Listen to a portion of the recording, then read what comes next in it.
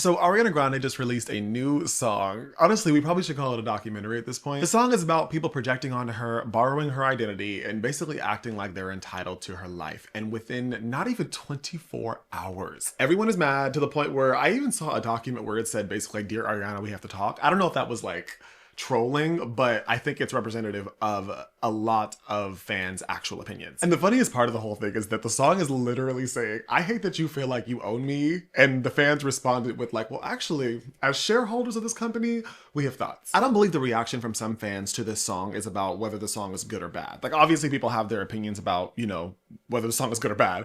I think it's deeper than that. I think this song is dividing people because it is the clearest example that we have had so far that Ariana Grande is done performing the version of herself that we all fell in love with. Some fans heard this new song and their first thought was, okay, growth, Some fans heard the new song and was like, oh, betrayal. Some fans just have to admit that they have gotten to the point that no one ever wants to admit they've gotten to with their favorite artist. Like, maybe you just don't like Ariana anymore. And that's fine. But we have to talk about it. Hello, if you are new here, my name is Cedric and I talk about pop music and pop culture. And first of all, I just want to apologize. I feel like I am so tired. I haven't slept in like 3 days. I just had a newborn baby. And when I tell you, he has been so much. So this is Kai, and yes, he is adorable, but he's also a little shit. But he's my little shit. Welcome to the family, Kai. Please go back to sleep. Please. So Ariana Grande dropped a new song this week, and if you've been online at all, then you know the conversation has been a lot. You have people saying this is her most mature, honest work yet. And then you got people saying that this new vibe is boring, it's lazy, it's not really lead single material, and it doesn't showcase the voice that we know that she has. And my personal favorite, why is Ariana not making music like it's still 2016? Why is she not making Dangerous Woman 2 Ponytail's Revenge? And the timing of this all was very interesting because she just celebrated the 10th anniversary of Dangerous Woman a week or two ago, which it's been 10 years since Dangerous Woman. Can you believe? That's crazy. 10 years since that album, and if I'm being honest, that is still to this day my personal favorite Ariana album, my favorite version of Ariana Grande. And I would argue that's really when a good chunk of us like really fell in love with her. Like, obviously, we've been here for a minute, but like Dangerous Woman will never be topped in my personal opinion. But we'll see. Petals, we'll see. Dangerous Woman had the big voice and like the crystallized pop star version of Ariana that everybody knows. And this week she comes back with something that sounds almost nothing like it. I don't think that's a coincidence, and I think the timing is worth getting into. So here's what I want to figure out, okay? Is the song actually good? What is this discourse really about? And then I want to see if we can answer the bigger question. Is Ariana Grande outgrowing her fan base, or are her fans just not ready to grow with her? So, my honest take up front, right? Let's spoil it right up front. I like the song. I actually really like the song. But while I do like the song, I don't believe that it is one of her strongest lead singles. Part of the reason that the reaction is so divided is that this song just does not behave the way a typical Ariana Grande lead single does. No Tears Left to Cry felt massive right away. Positions was sleek, radio friendly, a little divisive, but still pretty, in line with Ariana's, typical work. Thank You Next was basically a cultural like missile with a ponytail. And even Yes And was like a big statement whether people liked the statement or not. This song is not the type of song that just comes in and like kicks the door down and like punches you in the face, right? It eases you in, it walks you into the room, it shows you the space before, it asks you if you want to buy. And I actually kind of like that. I like that it's moodier. I like that it's more restrained. It feels like it's going down a pattern that she's been going down with the past couple of releases, in that she's not trying to prove herself vocally every 5 seconds. The melody has this like really unsettling tension. It's still very pretty, but it's also kind of like uncomfortable. It's very like, I'm healing, but I'll never forget what happened. Like it's very like working through trauma. And I've seen the critique that Ariana's last couple of releases are all her working through trauma, but like, are we ever not working through trauma? Wake that up. But I also get why some fans were like super, super excited about a new Ariana release and then heard this and then they were like, wait, this is the song that you went with? Because it's not like a song that you would put on when you're getting ready to go out with your friends, right? It's more of like it's like a laundry song. This is the song that you play like on a Sunday when you're folding laundry and you're like, reminiscing on your life and your relationships and your friends and whatever. Like, you're wondering if like, have you emotionally outgrown people who still have your location? And honestly, like, that's a vibe. But I don't know that it's a lead single type of vibe. That's kind of where I'm torn. The song is bold, it's interesting, and it might age well once we hear the full album and we kind of get, the full experience. But as a first taste of a new era, I'm just not sure that it really gives people like a proper taste of a world to step into yet. It's not bad, it's not lazy, and I definitely wouldn't say that it's AI generated. That's a little far. I don't think she would do that. I just don't think the song is designed as like an obvious hit. And there are some arianators, I've always hated that word. There are some fans who view this song as like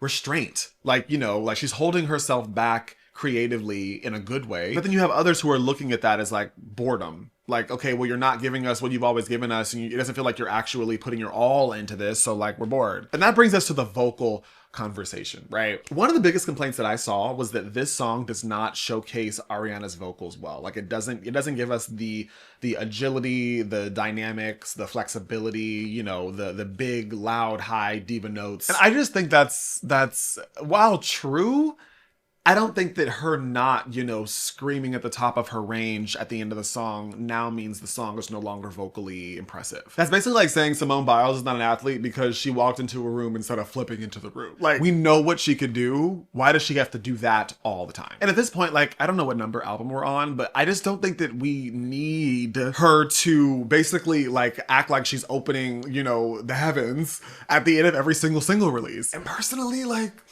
I kind of love when she uses this like warm, deeper tone and like her lower register.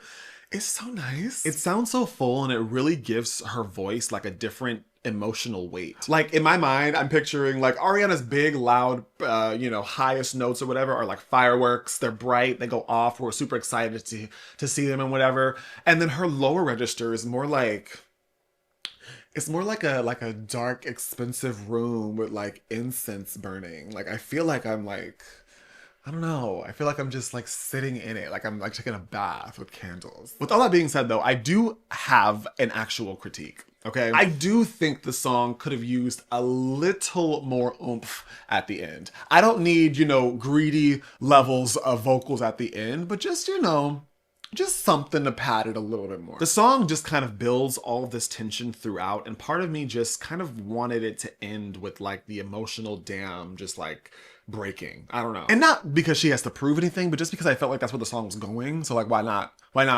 just go there a little bit? But like, it's fine. It's whatever. Part of what people are responding to is not just the song, it's the whole Ariana Grande new package. It's the softer aesthetic, the more like delicate presentation, and using her lower register a lot more than she ever has. And the fact that she's been living in the Wicked world for so long, this makes me so happy. I'm so tired.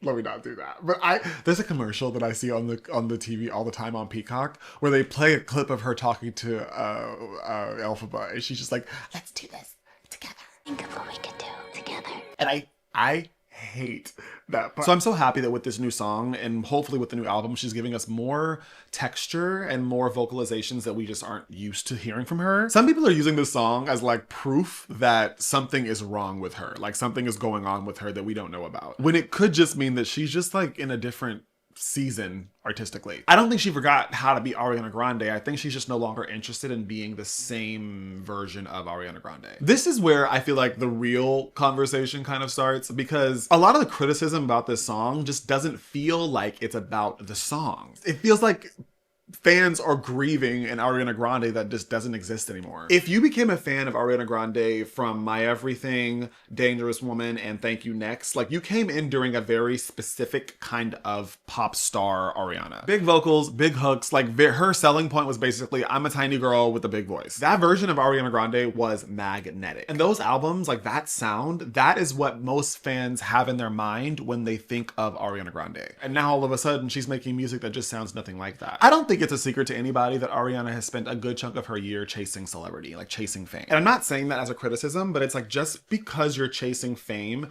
doesn't mean you always fully know what that's going to entail, especially when you get to the level of fame that she is at. The scrutiny, the projection, the way that people kind of start treating your identity like it's theirs, like it belongs to them, like you can't fully anticipate that until you're inside it. At some point, like the cost of performing the old version of yourself, it gets higher than what you're willing to pay. Ariana Grande is just not the same artist that she was in 2016. You can say that it's not for you anymore and then just move on. Where it gets a little tricky is when people start kind of acting like an artist has to basically stay frozen in the exact moment that you discovered them. Music is a relationship. You attach eras of your life to certain albums. You attach memories to songs. And it doesn't matter how many times someone says like, you shouldn't put that much power into an artist or whatever. Like, I think everybody in the world does that. If you play a certain song at your wedding, there is no way in hell you are not going to have an emotional attachment to that song, right? Like, so when an artist that you feel like and you know what to expect changes, it kind of starts to feel a little personal. But it isn't always personal. Like sometimes artists just kind of keep it moving and you just stay and hang out where you met them, which is fine. Missing the old Ariana, high heels, ponytail, like that's completely normal. Feeling betrayed because she changed is where it starts to get a little like, okay, we're doing a little much now. Because at some point you have to like stop and ask yourself, like, do I just hate this song? Or do I dislike that Ariana is no longer giving me the version of herself that I know how to consume? That's just a really uncomfortable question. And I think this song is really making a lot of her fans sit with it. Reading the lyrics, I think you could argue that the song is another, romantic relationship-esque type of song about some boy. Someone who became obsessed with her, projected onto her, and then resented her for it. I don't think that's the full story. And I don't think you think that either. To me, this song feels very intentionally parasocial. Let's not forget, this is the same artist where people are literally like recreating her face, trying to basically be her. People literally copying her voice, her looks, her mannerisms, her body language, like literally her entire aesthetic. When you see stuff like that and then you hear her talk about it in songs like these, it's very hard to ignore kind of the bigger picture that's being laid out. Like imagine kind of spending years, curating your looks, seeing what works for you, and then watching people all over the world turn that into a costume and then getting mad at you for taking the costume off. To me, that's the song. It's not just, I hate that you love me. It feels more like, I hate that you loved a version of me so much that now you think I owe you access to it forever. Literally, the reaction to this song is proving the song's point in real time. Sometimes you don't hate the song, you've just outgrown the artist. Or the artist has outgrown you. Or both. That sounds harsh, but it's normal. And I feel like a lot of people don't feel like they have the permission or the, this sounds dramatic, but the courage to just come out and say that. And honestly, I know I mention Beyonce in every damn video, but I feel like Ariana Grande is kind of in her Beyonce era. Hear me out. Beyonce I forgot which album it was, but she got to a point where she literally came out and was like, I no longer care about the charts. I'm not chasing charts. If it's number one, it's number one. If not, I don't really care. That's not why I'm here. I feel like Ariana Grande has reached that point. She's not trying to give you the most obvious pop moment. She's just trying to make something that feels emotionally true to where she currently is. Now, we'll see how it performs. I mean, it's Ariana Grande. It's probably going to do numbers regardless. For a long time, the conversation about Ariana Grande was pretty much just about the fact that she can sing. But sometimes when someone is that vocally gifted, the voice kind of becomes a distraction from the person. And with this song, she's no longer hiding behind that. The song has simpler melodies, so the lyrics are able to come through a lot more clearly. And then her lower register just adds the warmth and the juicy foundation to it all. When I first heard it, my reaction was like, I really liked it, but I was honestly kind of a little shocked. I'm gonna be honest, I was not floored. I was not like over the moon, this is the best thing that I've ever heard in my life, but genuinely surprised and genuinely into it. For this new era, I just think it might be a little understated for people who, typically want a clear statement to act as the lead single into a new era, a new world. I can see this song being sung by The Weeknd, not as a single, but like just as a B-side on one of his albums. Like it has very The Weeknd vibes. And while I suspect that a lot of the album is going to sound like this, I would be surprised if there were no like upbeat poppy songs on this album at all. But I would rather an artist take a big swing that divides people rather than just keep basically making the same music over and over again, just with a different font. So no, the song is not perfect, but the song is interesting. And with music nowadays, I think that interesting is becoming a lot more rare than perfect. I think it's totally fine to say the song isn't for you, you miss Ariana's old sound, and it's not the strongest lead single. But if you start noticing a pattern where every new Ariana Grande release just kind of makes you miserable to the point where you feel like you have to voice your frustration and discomfort with this new music to anybody who will listen, like,